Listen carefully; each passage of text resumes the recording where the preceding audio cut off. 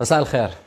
بدون مقدمات، على ما يبدو أن الشيك الجزائري بقيمة 300 مليون دولار الذي وعد به الرئيس تبون الرئيس التونسي قبل مدة قد دخل إلى البنك المركزي التونسي، وإن كان هذا الشيك كان كقرض مقترن، مش منحة، مقترن بأسعار النفط والغاز والتحولات الدولية. اليوم مع حرب أوكرانيا وروسيا وارتفاع في أسعار النفط والغاز جنت الجزائر بعض الأرباح، فباع قيس سعيد المواقف التونسية ب300 مليون دولار.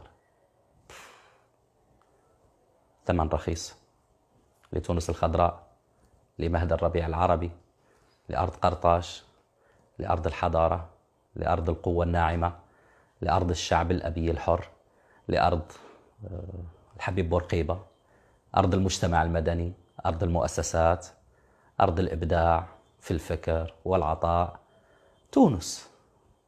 تونس خضراء، بلد أنيق، هكذا هو في الذهن العربي والغربي. الأمرسيان، هذا ما نعرفه عن تونس. ثورة الياسمين التي أعطت دروس وعبر كثيرة جدا للجميع بأن الشعب رفض الدكتاتورية وأراد أن يتحرر منها، فجاءت الديمقراطية بعدد من الرؤساء لم يكونوا مثلك أبدا، رغم اختلاف المرجعيات. المنصف المرزوقي وآخرون، اختلفنا مع المرزوقي واختلف معنا في مجموعة من الأمور، ولكنه لم يسقط تلك السقطة التي سقطتها أنت. اختلفنا مع راشد الغنوشي وعدد من التصريحات وكثير من الأمور، ولكنه لم يسقط السقطة التي سقطتها أنت. هذا الغنوشي وآخرون الذين اليوم يعانون من صوت الدكتاتورية لرجل قام بحل كل المؤسسات، منع تأسيس المحكمة الدستورية، وهو من كان أستاذ في القانون الدستوري في الجامعة. ماذا كنت تقرر الطلبة؟ سؤال يطرح نفسه.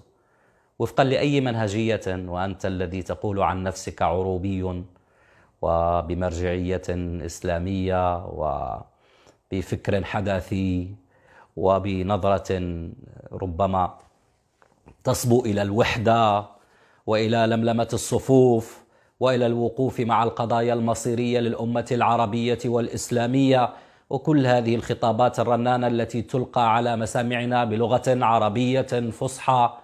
لا أعلم إلى أين تريد المسير، وأنت اليوم تستقبل زعيم الكيان الوهمي بأوامر جزائرية، وهذا ليس بغريب عنك، لأن الرئيس الجزائري عبد المجيد تبون أو من يدير الجزائر نيابة عن التخمة العسكرية الحاكمة هناك، شنقريحة ومن ولاه، من قلب تونس قال افتحوا الحدود.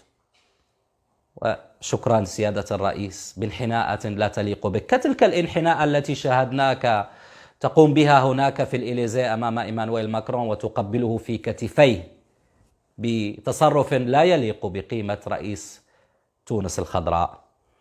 الرئيس الجزائري الذي من قلب تونس دعا التونسيين إلى التصويت على الاستفتاء في تدخل سافر بشأن داخلي تونسي، وقوى الحية في تونس يعني قامت ولم تقعد بعد هذا التصريح، لأن بذلك استهزاء بتونس وبالمشهد السياسي في تونس، لأنه لا يشبه بتاتا الجزائر.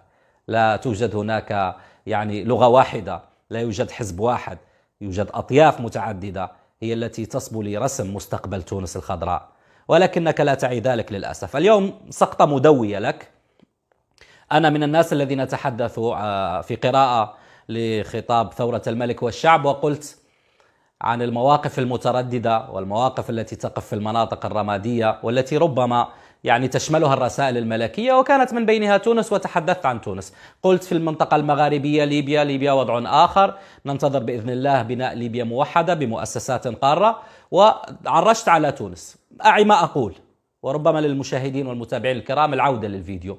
أعي ما أقول. لماذا؟ لأن ملامح الموقف التونسي بدأت تظهر بشكل بارز، وهو ما تضمنه بلاغ وزارة الخارجية قبل قليل. هناك إساءات متكررة للمملكة المغربية تخرج من تونس، من النظام التونسي على وجه التحديد، الذي للأسف باع تونس، لأن هناك من يقول، وسأعود لكم لكن قبل ذلك يعني المواقف التونسية تكررت، ومنها القرار الأممي الأخير الذي امتنعت فيه تونس عن التصويت.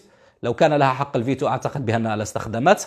القرار الخاص بقضية الصحراء المغربية بعد تعيين ستيفان دي مستورة إلى آخره، والذي اعتمد على الحكم الذاتي كحل جديا وواقعيا وهو المطروح على طاولة المفاوضات. على العموم، لماذا قلنا تونس بيعت وبأن هذا النظام يعني منح نفسه للآخرين وتحديدا الجزائر؟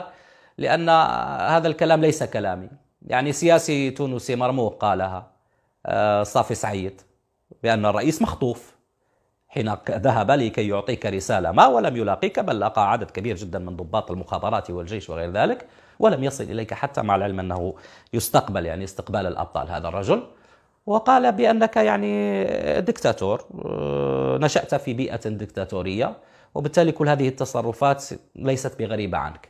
الدكتاتورية لماذا؟ تخيلوا معي، رئيس جاء بانتخابات شرعية، رئيس جاء يحمل معه حلم الديمقراطية، رئيس جاء بعد تداول للسلطة كان فيه رئيس من مرجعية إسلامية، من معارضة كانت إبان زين العابدين بن علي في المنفى إلى غير ذلك، في إطار تونس التي تريد أن تجدد نفسها، تونس التي تسعى للتقدم والرخاء، تونس التي تحررت ربما من سلطة الدولة البوليسية.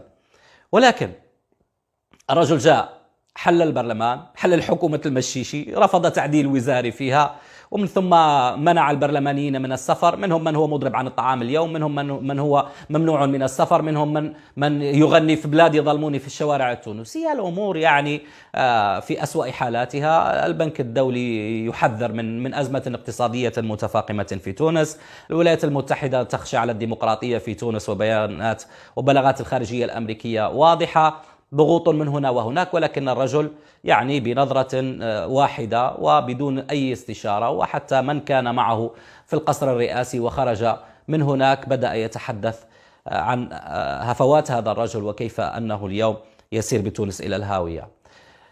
لماذا هذا التصرف الأرعن مع المملكة المغربية؟ المملكة المغربية التي البيان الخارجية واضح، نكون كل الحب والتقدير للشعب التونسي وسنبقى كذلك، ولكن حين يصدر منكم هذا التصرف، استقبال زعيم الجبهة الانفصالية بأوامر جزائرية ووصل لبلدكم على متن طائرة جزائرية، وأنتم تعلمون بأن هذا الكيان الوهمي لا مكان له في منطقة المغرب العربي الكبير، وتعلمون بأنه صنيعة جزائرية، وتعلمون بأن الحدود المغربية واضحة، وبأن الصحراء مغربية، وبأن هناك تنمية وهناك ديمقراطية وهناك كل شيء، ولكن لم تراعوا للحاضر. سأريكم الحاضر، الحاضر ليس ببعيد، كورونا يعني لا زالت تعيش معنا اليوم في عز كورونا، وأدعوكم لمشاهدة هذا الفيديو. طائرات عسكرية مغربية، جسر جوي مغربي وصل لتونس، وهناك أنا صحفي قبل كل شيء، زار الرئيس التونسي المستشفيين الميدانيين المغربيين، وكان هناك سفير المملكة الذي تم استدعائه للتشاور على الفور، السيد حسن طارق الذي نعزه ونحترمه، لم يأتي على ذكر جلالة الملك ولو بكلمة واحدة، مع العلم أن جلالة الملك هو من أمر بإرسال المساعدات العاجلة وبناء هذه المستشفيات الميدانية للأشقاء في تونس بعد الأزمة الصحية التي كانت يعني موجودة في البلاد وتتفاقم يوما بعد يوم. ولم يأتي على ذكر الملك محمد السادس ملك المملكة المغربية.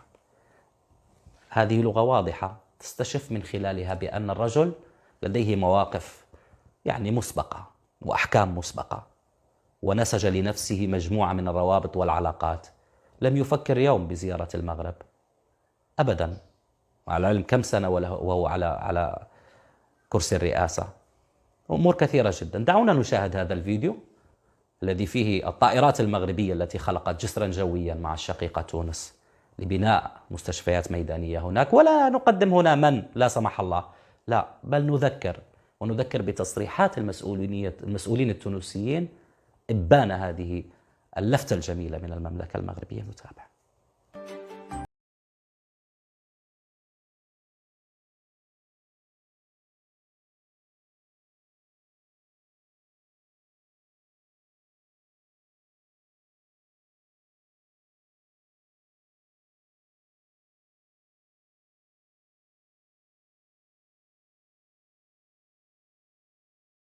للمملكة المغربية الحبيبة ملكا وحكومة وشعب على هذه الحركة النبيلة. الجميع يعلم أن تونس تمر بفترة حرجة في خصوص الوضع الصحي ومقاومة جائحة كورونا، ومثل هذه المساعدات هي يعني جاءت في الوقت المناسب، ومن شأنها أنه تساعدنا على مقاومة هذه الجائحة. ونحب نأكد على أنه مثل هذه المساعدة من طرف المغرب الشقيقة ليس بالأمر الغريب، فنحن أشقاء، نحن أخوة، نتكاتف، يساعد بعضنا البعض. ولا شك أنه إذا في وقت من الأوقات يعني المغرب يكون في حاجة إلى مساعدتنا سيجدنا إلى جانبه كما نحن اليوم وجدنا المغرب إلى جانبنا. الكلام واضح، يعني كانت تونس في أمس الحاجة وكان المغرب في الموعد. لم يكن المغرب في الموعد في تلك الفترة العصيبة في تاريخ تونس فقط، ولكن لنتذكر وإياكم أيضا كيف أن ملك البلاد الملك محمد السادس بعد أن خرجت تونس للتو من ثورة الياسمين، وكل ما كان يحاك ضد تونس وكل ما كان يقال على تونس، ونعلم بأن تونس الشقيقة تعتمد بشكل كبير جدا على موارد السياحة وإيرادات السياحة التونسية، وبأنها جزء هام من نسيجها الاقتصادي. ملك البلاد قام بزيارة إلى تونس، وزيارة كانت محددة سلفا بأيام قليلة، ولكنه مدد تلك الإقامة هناك، وكان في شوارع تونس كما سنتابع في الصور وفي الفيديو يلتقي التونسيين بكل تواضع، بتواضع الكبار، ويذهب إلى المطاعم والمقاهي التونسية ويجول في شوارع تونس العاصمة ويلتقط الصور مع أبناء وبنات تونس بكل تواضع. ولماذا؟ ليعكس صورة إيجابية عن تونس بأنها دولة مستقرة مزدهرة تسير بأمن وأمان للمستقبل. أي حب هذا تجده في قيادة عربية في يومنا هذا؟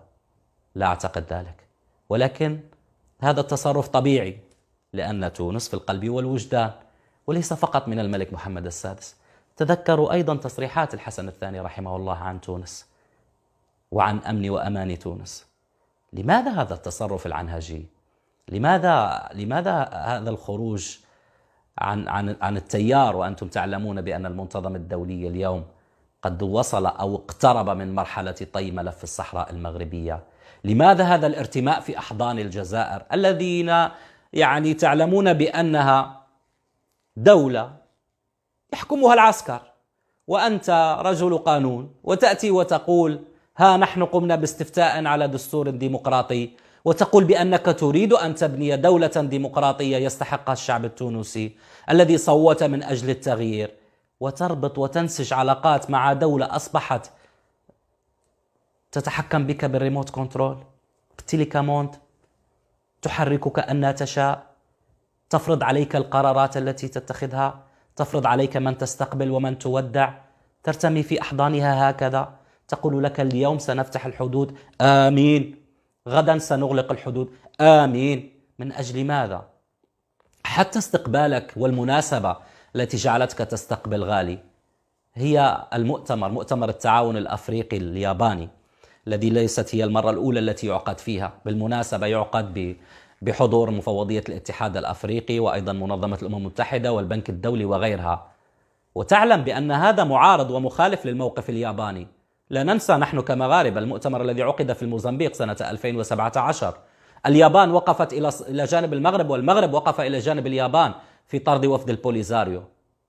أنت تعلم بأن ذلك معاكس للإرادة اليابانية التي تأتمر بما تعترف به الأمم المتحدة، وتعلم بأن هذا الكيان الوهمي غير معترف به من قبل الأمم المتحدة، وبالتالي لم ترضى اليابان على أن تكون الجبهة الانفصالية في هذا المؤتمر الذي له أبعاد اقتصادية وتنموية. لماذا تخالف كل هذا التيار فقط لإرضاء الجزائر لأنها منحتك قرض حسن بقيمة 300 مليون دولار؟ طيب دعنا من ذلك، إلى أين ستسير بتونس؟ تونس التي اليوم في أزمة سياسية خانقة، قلنا حتى المحكمة الدستورية لم تنشئها، قمت باستفتاء لم يشارك فيه إلا قلة قليلة من الشعب التونسي، لم تستطع حتى أن تؤمن حفلا كوميديا للطفي العبدلي في المسرح في صفاقس على ما أعتقد، وكان سيتعرض للاغتيال.